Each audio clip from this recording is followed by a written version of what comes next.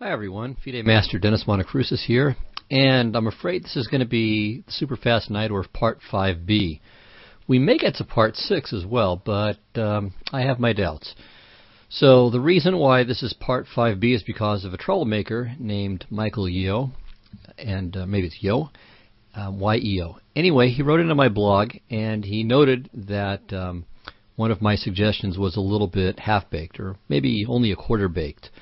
So generally I try to be conscientious about these things, but this time I was a bit too quick. And, well, we'll see.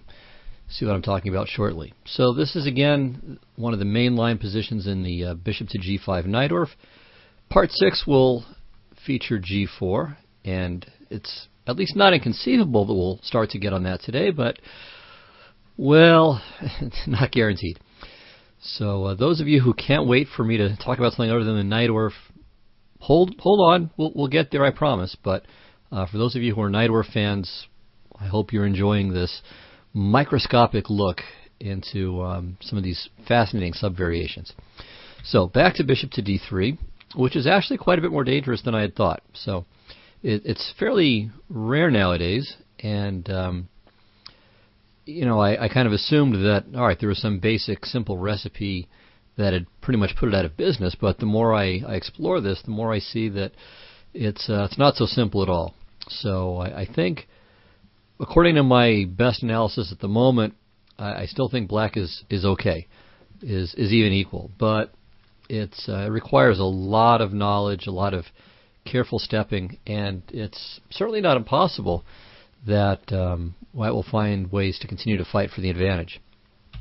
So b5, rook h to e1, bishop b7, queen g3. Okay, and then I had mentioned the following line, which is what we're going to get back to in serious detail. So b4, knight to d5, ed.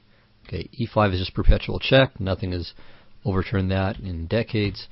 E takes d5, king to d8, knight c6, takes, and then here I mentioned three moves, queen c6, which gave White a clear advantage in a game between David Navarra and Alexei Shirov. Black went on to win, but not at all because of the position. White was clearly better, and you can see the previous week's show for details.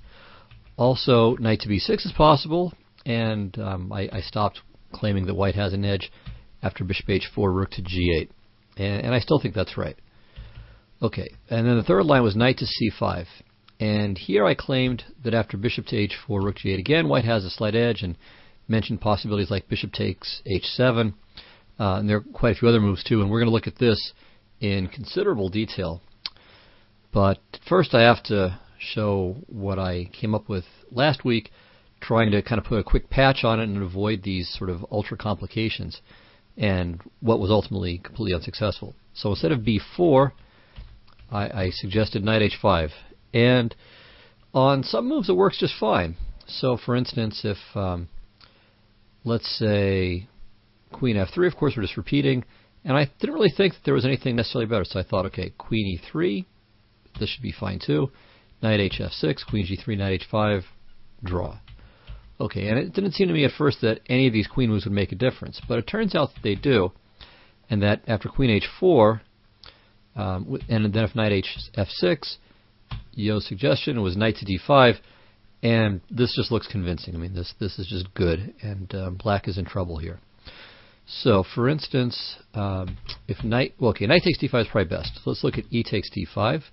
Okay, so here ed, and now whether black plays king f8 or king d8, it can ultimately just transpose. So either way, boom, second sack, knight f5 check. Okay, if king to d8, then knight takes g7, and then black is going to lose the knight on f6, after which material is basically even, but White has a serious attack. So let's say king f8, but now all the same, knight takes g7, pardon me, and black is just dead lost. If he doesn't take, he's losing, and if he does take, he gets mated in two moves. Bishop to h6 check, bishop h6, king g8, queen g5 mate. So this is quite convincing. Alright, after knight to d5, if black tries to keep some lines closed with knight takes d5 instead, White still maintains a big advantage. though it's maybe manageable. It's not a clear advantage that's close to a decisive one. Anyway, there may be improvements for black along the line. I mean, improvements for white in the following line, but all the same, even at best, it's not really something that black wants. So e takes d5, knight c5, takes, de, and white could probably play something speculative too instead of this, but even this is good enough for some advantage. So black has to stop knight f5 there. And okay, after this, I mean, black is clearly just clinging to life. I mean, his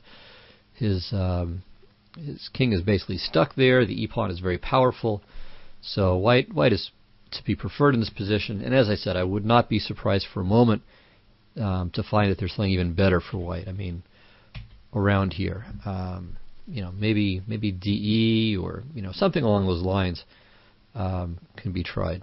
Maybe even just king to b1, waiting. I'm not sure, but certainly it's worth looking for white, and also equally certain is that black should avoid this in the first place.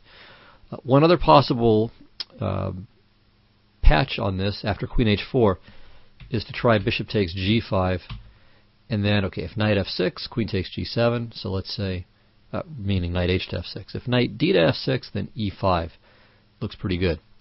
So let's say g6. Well, now, quick little tactic. White to move, what should he do?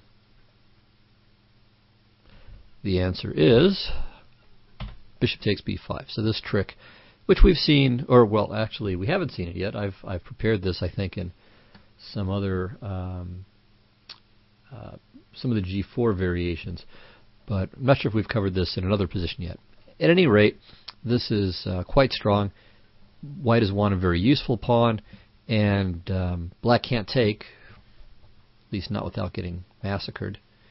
So knight d to b5, and then knight takes d6 check. It's quite unpleasant for black. So white's in fact winning here. Okay, well that means that knight h5 goes into the scrap bin, and so we proceed. And let's talk about knight to c5.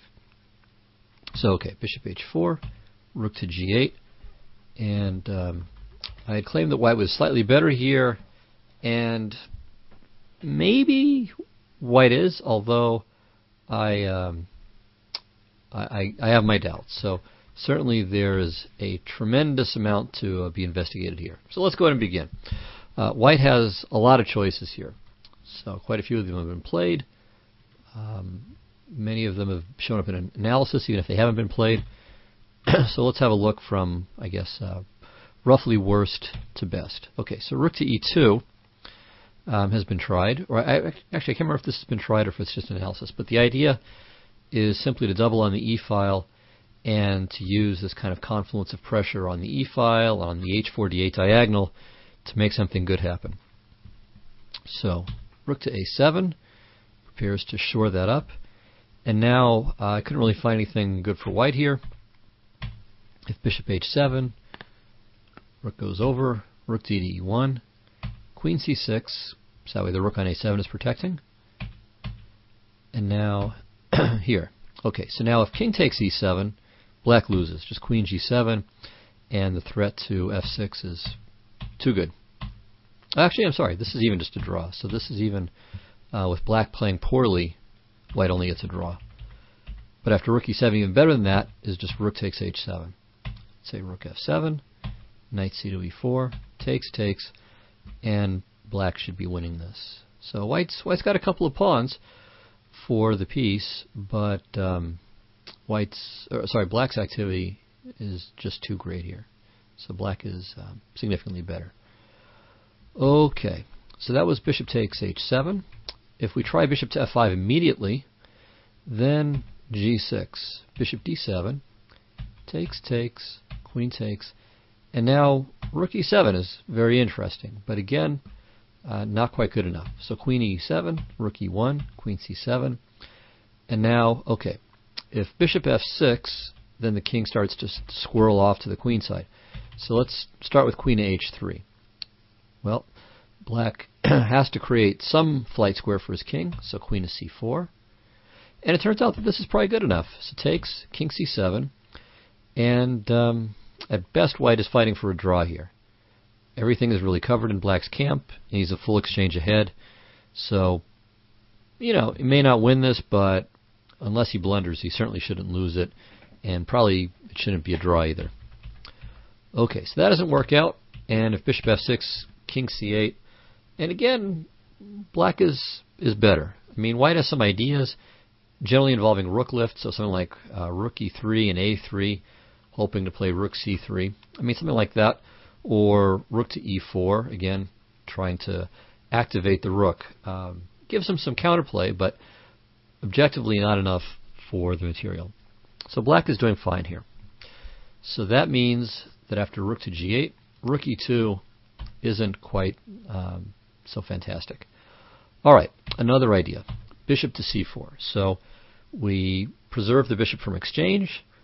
We probably prevent queen takes c6 because of bishop to d5 tricks, like bishop takes f6.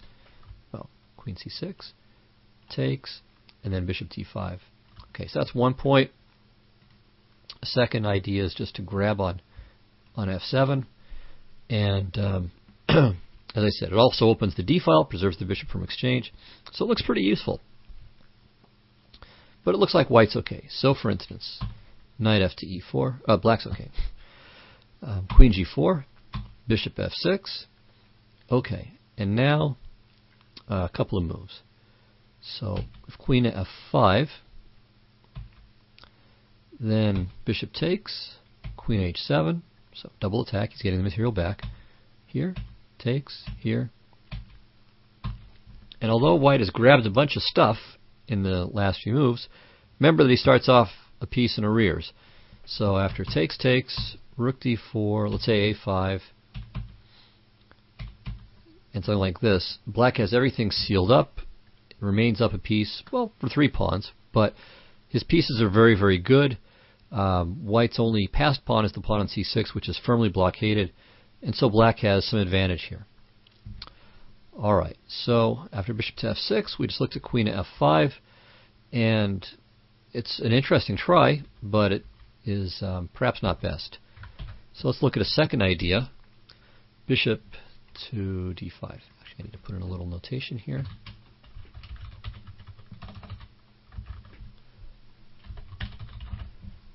Okay, so back to bishop to d5. So protecting the c-pawn, hitting both knights. Well, hitting the knight on e4 second time. All right, so now bishop takes h4, queen h4, knight f6, bishop f3. And I think this position has not been covered by theory yet, but some very similar ones have been. And in a book that I did some research in this week, Experts versus the Sicilian, it's a chapter by Thomas Luther. He recommends the idea of g4, g5, and again, some very similar positions. And it's quite dangerous here, too, but it looks as if black survives by a kind of a half miracle, thanks to some really neat tactics. So, rook to e8. And now, for instance, if g4, black just holds on. Takes, now d5, which has 2 functions, or at least 2 functions, hits the pawn on f4 now, so this line is cleared. And it's preparing, well, not with that knight, but let's say with this knight, or with the f knight of g5, to create this outpost on e4. So g5 protects the f pawn, knight f to e4, g6, queen e7, and as dangerous as white's passers are, black can still have a piece for just 1 pawn, and he can hold on. Threatening queen takes d5, which picks up the rook in the corner. So queen d6. And again, this looks really scary, but black can just hang on here. Okay, so now rook h8, preventing queening. Well, prevents 1 queen. And here, white gains some stuff, it's true, but not enough to win. And it looks like best is just to go for this perpetual check. So a very long and intricate line, though we're going to see longer lines still to come. But again, black is just hanging on here.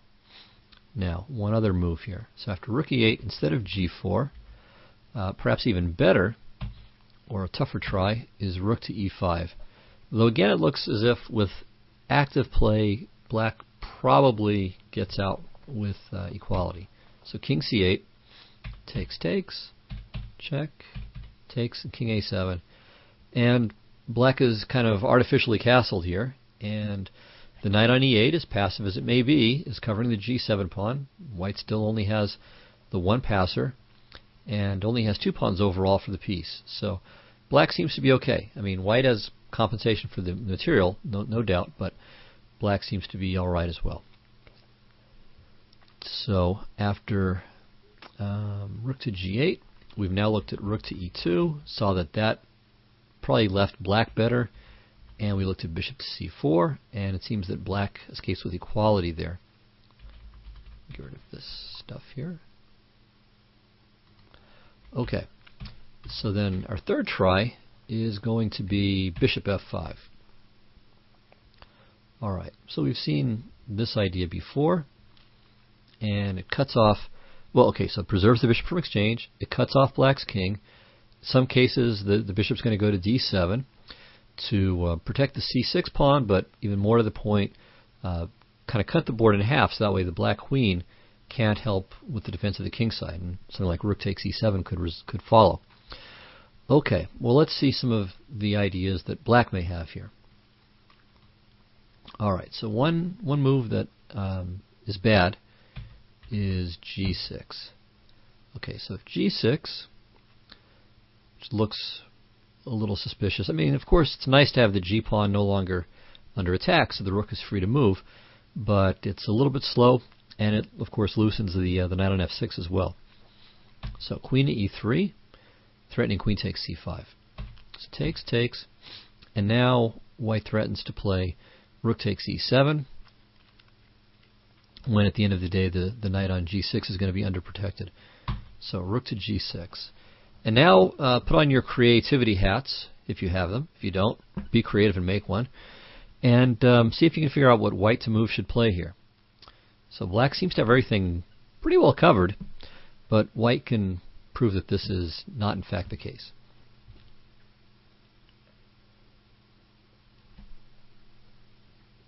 So keep thinking, give you a few more seconds.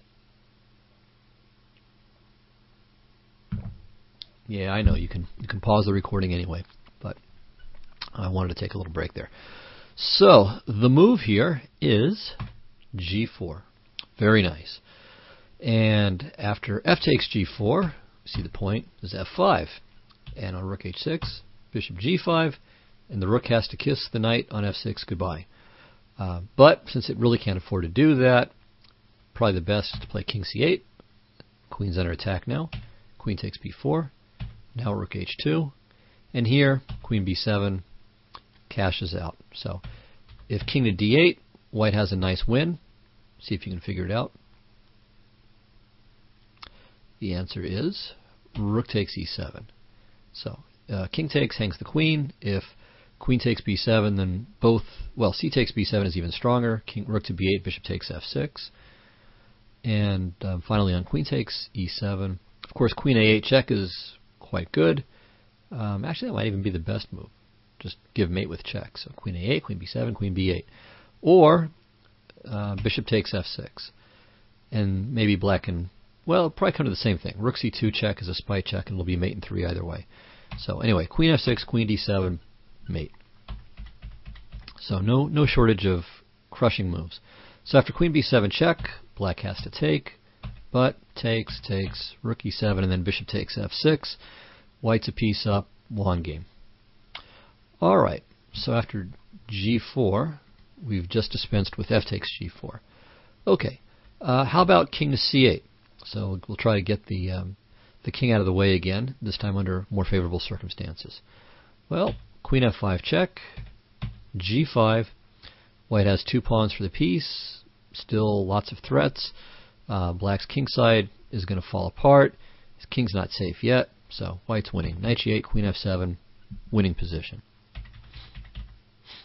Okay, and finally, if rook takes g4, now we'll see why the rook needed to be on g6. So just takes, rook takes, and after king c8, rook e8 check, and black is going to lose everything here and get mated too. Alright, so g6 is no good. Queen takes c6. Alright, always nice to be greedy when you can get away with it, but this doesn't really work out either. So bishop takes h7, and now, okay, if rook h8, rook e7 is crushing, king takes, queen takes g7, f6 falls, and if rook takes, then rook takes. White has 2 pawns for the piece, but again, black is kind of collapsing over there on the king side, so this might be the best try. Threatening knight to b3 check, but we just trade off, check here, and white has a material advantage and objectively a winning position.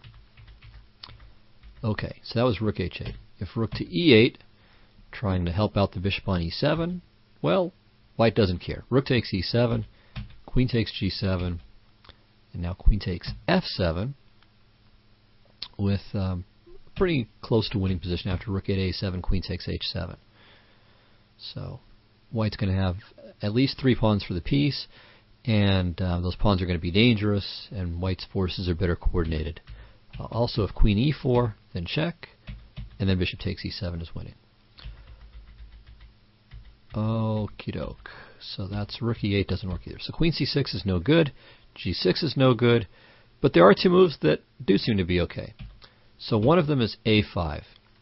So on a5, queen to e3, knight e6, and now, okay, queen g3, knight c5 is just a repetition. So bishop takes f6, gf, rook d2, and this is just a very sharp and difficult position worth analyzing further, but I'll leave that to you to do. So finally, the last move I want to look at after bishop to f5 is rook to a7. And this is a very logical move. So we're just going to shore up the bishop on e7. Okay, rook e5 looks like a neat idea. Threatening rook takes c5.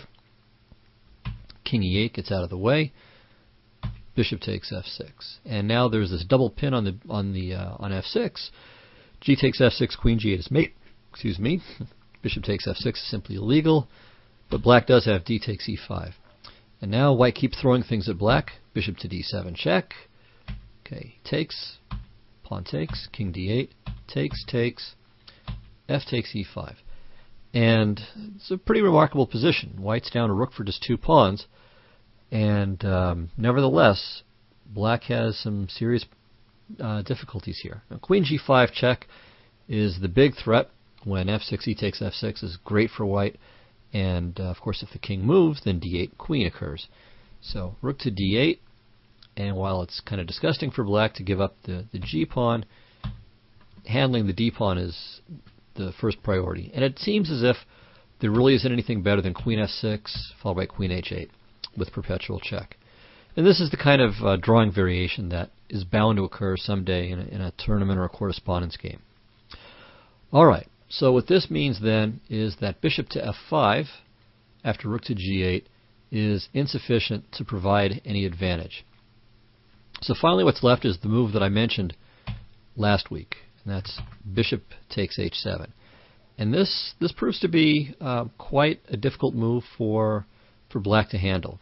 This was an idea of Cutronius, played back I think in 2004, and he was successful in that game. And I think this is by far and away the most dangerous line from black's point of view, and the best try for white. Okay, so rook to h8, and now, okay, the Cutronius game, actually I'm not sure about the mover because there were some little, okay, yeah, Cutronius played queen takes g7. So this is best. I want to mention though bishop to f5, which I think is not best, but is a little bit dangerous. So queen takes c6, and now if queen takes g7, which we saw worked very nicely in quite a few variations, here it doesn't. Just rook h4, rook e7, takes, here, knight to e4, and black has everything covered. He's just winning. Okay, so that's no good. If rook to e5, okay, black just plays rook to b8, And again, white just doesn't have quite enough attacking force here. So for instance, if queen to e1, simply rook to b7, everything's covered, and white's pawn and some initiative isn't enough for the piece. Alright, so instead of bishop to f5, queen takes g7, as played by Catronius, is the way to go. Oops, let me get rid of something here. Okay, so queen takes g7, rook h7. Okay, now what does white do here? Quick little quiz for you. Queen takes f6. So this is a simple tactic, but a nice one, and of course had to have been foreseen in advance, although I think it was quote-unquote foreseen probably in his home preparation. But still, I mean, it's a nice little move. So black can't take because he just gets mated. Or he could play queen e7 here, and then he's just lost. So rook takes h4 is the move. Queen takes f7, rook h8. And all this happened in Catronius Schneider in Corinthos in 2004. Rook e5, knight a4, rook e3. Here, I believe black played rook to a7. It seems to me slightly more accurate to play rook to e8, rook to e8, and now rook a7. So we're back to the Catronius Schneider game. And, okay, f5, we're still in the game. Queen takes c6, f6. And here I don't remember what black played in the actual game, but the improvement is queen to c5. So here's another new move, and this, I did the best I could to analyze this one carefully. And I think it'll survive your own scrutiny. But let's have a look at a couple of lines. So one variation, it's not too dangerous for black. If rook takes e7, rook a takes e7, and now, okay, rook takes e7 would be desirable, but after queen g1, queen g2, and then rook h8, black is winning. And the problem for white is that, okay, if he tries to keep checking with the rook until finally the king has to move someplace backwards and the queen can give checkmate, well, the problem is that after rook c7, king b8, rook b7 is off limits because of the queen on the diagonal. And so everything is covered, and meanwhile, black is ready to give or to engineer a quick checkmate, starting with rook to h3. So this is lost for white. Okay, but white certainly doesn't have to lose this variation, just only if he plays rook takes e7. So fe is fine, but it looks like black is fine too. So king d7, queen f6, and now one possibility is just a quick repetition. So queen to d5, threatening g2, threatening a2, but rook to d1, queen c5, got to keep the pawn protected, rook e1, threatening queen e6 perhaps, queen d5, covering the square again, and it's a draw. Alright, instead of rook takes e7, another try, keeps a little bit more life in the position, is queen to g7. And here, black has to really kind of tiptoe through the tulips to come out alright. So rook c7, threatening mate, fe, king c8, and now queen g6. And at first glance, this looks really tough for black. c2 is covered, queen takes e8 is threatened, and if the rook moves, then e8 queen, of course, and maybe queen c6 can be tried, but then black is basically fully on defense, and then white can either look for something to do with his pieces or maybe start pushing the h-pawn. So the only good move here, and I'll give you a second to figure it out, need a quick drink of water.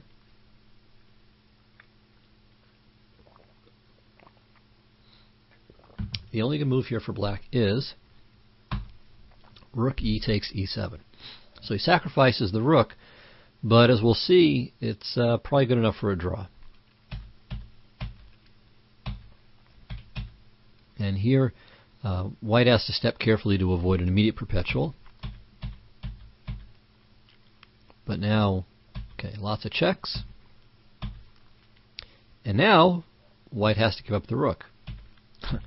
But, having done so, he has 3 pawns for the piece, and black's remaining queenside pawns are not exactly in fantastic shape. But it looks like white is still not going to win. if black plays accurately. So, for instance, b3, just a minor finesse. He's going to lose the b pawn regardless, so we might as well inflict a slight amount of damage to white's queenside pawn structure. So c takes b3, knight d7, queen a6, king d8. Okay, now white has 5 pawns for the piece, but it's hard for him to avoid perpetual and keep all of the pawns. I mean, as soon as black plays something like queen of g5 or queen of d2, you can see that pawns are going to start vanishing. And since they're all so far back down the board, it's they're not too threatening just yet. So one sample variation. So this is a very nice line so that black can take with check, and this is equal. So maybe there's some way for white to finesse this position after he's won all of the pawns. Maybe there's some really clever plan here, but it looks as if black is holding. And anyway, this may be a place to explore this. But by the time we're at the end of this variation here, it's move 45, which gives you a sense of how deep all of this is. The novelty was on move 26 with queen to c5.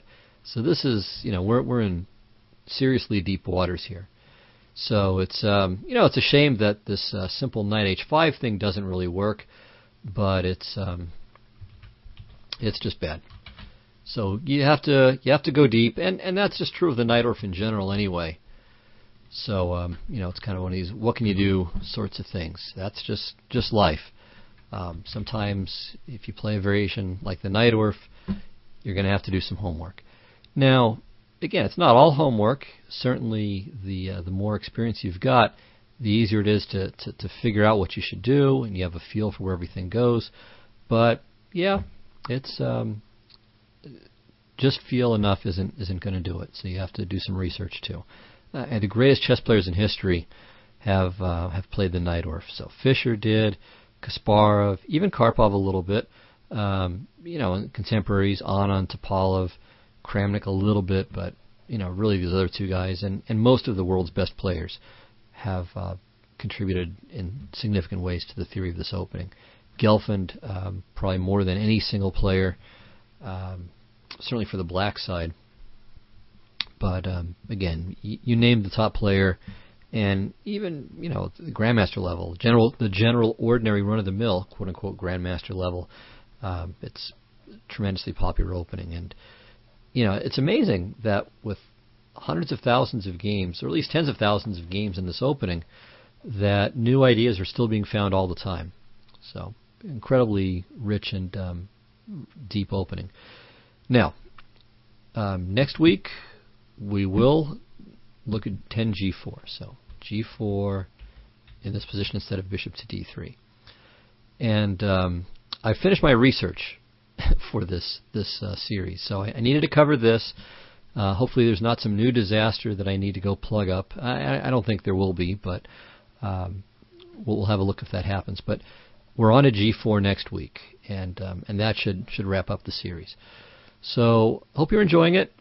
You can contact me not only here on chessvideos.tv, but through my blog, which I certainly wholeheartedly recommend everyone. That's at chessmind.powerblogs.com, chessmind.powerblogs.com. So thanks a lot. Have a great week. See you next time. Bye-bye.